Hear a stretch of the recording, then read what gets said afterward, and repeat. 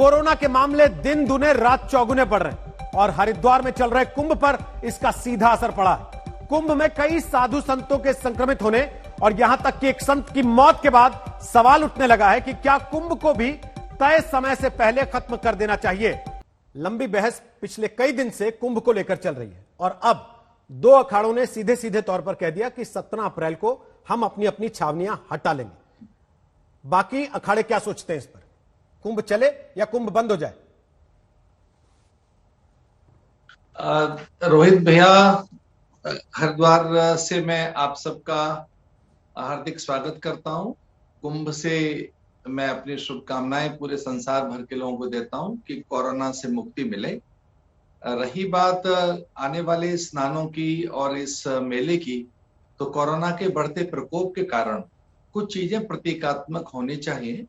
स्वामी अविमुक्तेश्वरानंद सरस्वती इस वक्त लाइव आ गए हैं। कुछ मिनट के सीधे सवाल अविमुक्तेश्वरानंद जी मैं आपसे करूंगा। स्वागत है आपका आज तक पर।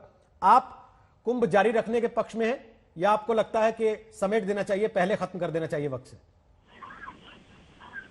ऐसा है कि कुंभ तो ज्योतिष का एक योग है। इसको समेटने की शक्ति किसी व्यक्ति या संस्था में नहीं है। कुंभ का पर्व ज्योतिषीय गणना से आता है। जब मेष राशि में सूर्य होते हैं, कुंभ राशि में बृहस्पति होते हैं, तब हरिद्वार में कुंभ होता है। तो कुंभ तो अपने समय से आया है और अपने समय से ही जाएगा। स्वामी चिदानंद जी, आपकी क्या राय? क्या कुंभ समय से पहले समाप्त कर दिया जाना चाहिए मौजूदा हालात को देखते हुए? मुझे लगता है कि सबसे पहले प्रश्न है, जान है तो जहान है, और उसके लिए हमें आस्था को किसी तरह से व्यवस्था से बांधना नहीं चाहिए। और व्यवस्थाएं यदि अनुमन्य नहीं करती हैं तो उनका भी पालन करना चाहिए। और निवेदन करना चाहिए सभी श्रद्धालुओं से जो माँ गंगा में जिनकी आस्था है, धर्म में आस्था है, संत महात्माओं में, गुरुजनों में आस्था है, तो उन्हें थोड़ा सा हमें स्पष्ट संदेश देना चाहिए।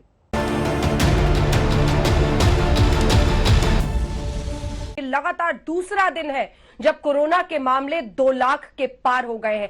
तमाम पाबंदियां, सख्तियां जो सरकार कर रही है वो सब कुछ नाकाम ही साबित हो रहे हैं। जी हां, लंबी कतारों को अगर आप टेस्टिंग के लिए देखिए, लंबी कतारों को मरीजों के एडमिशन के लिए हॉस्पिटल में देखिए, या फिर लोगों का गुस्सा जो इस लाचार होती व्यवस्था पर है, ये सब तस्वीरें पूरे देश को झकझोर रही हैं। देखिए, सवाल राहुल जी का पूछना बनता है, पूछना चाहिए भी, मगर शब्दों का चयन उचित हो, ये टोंटबाजी ना हो। सवाल हो तो ठीक भी है। ये कहना कि एक तुगलकी लॉकडाउन था। देखिए, अंग्रेजी में कहावत है, dam if you do, dam if you don't. मतलब आप लॉकडाउन लगाओ तो आपसे पूछा जाता है ये तुगलकी लॉकडाउन क्यों लगाया। लॉकडाउन नहीं लगाओ तो यही राहुल गांधी ट्वीट करते हैं कि आपने लॉकडाउन क्यों नहीं लगाया। कि जब जलते जलते इलेक्ट्रिक क्रेमेटोरियम की लखनऊ और गुजरात जैसी जगहों में लोहे पिघल जाते हैं, जब ऐसा लगता है कि दिवाली के दिए नहीं, ये तो चिताएं जल रही हैं, जब बेड नहीं है, जब रेमडेसिविर 12,000 रुपए प्रति वाइल पे ब्लैक मार्केट होने लगती है गुजरात में या किसी और भी प्रदेश में, मुझे नहीं फर्क पड़ता कि वो भाजपा का है या कांग्रेस का है, कहीं पर भी होने लगती है, तो ये विस्मय की परिस्थिति है। मुद्दा ये नहीं है कि राहुल गांधी जी ने वैक्सीन लगाया कि नहीं लगाया, मुद्दा यह है कि राहुल गांधी जी ने जो बातें उठाई हैं वो सही है या नहीं है। मेरी उम्र 43 साल है, मैं वैक्सीन क्यों नहीं लगवा सकती हूँ, ये सवाल मैं जानना चाहती हूँ। कि क्या विपक्ष ने अफवाहें फैलाई? क्या विपक्ष ने वैक्सीनेशन को लेकर, वैक्सीन को लेकर लोगों के मन में शंका पैदा की? क्या ये सवाल कम से कम मोड ऑफ डिनाइल में इस पर विपक्ष भी ना रहे?